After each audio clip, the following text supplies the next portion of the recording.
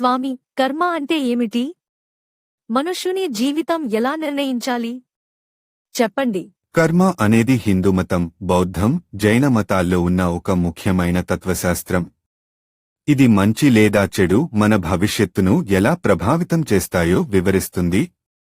దీన్ని సాధారణంగా ఏమీ వేపుతావో అదే కోయవలసి వస్తుంది అని అంటారు. స్వామి, కర్మ ఎలా పనిచేస్తుంది?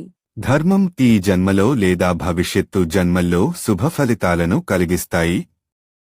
అధర్మమం ఈ కష్టాలను, బాధలను కలిగిస్తాయి. నిరపేక్ష చర్యలు, స్వార్థం లేకుండా, ఆశ లేకుండా చేసిన పనులు కర్మ బంధనం నుండి విముక్తిని కలిగించగలవు.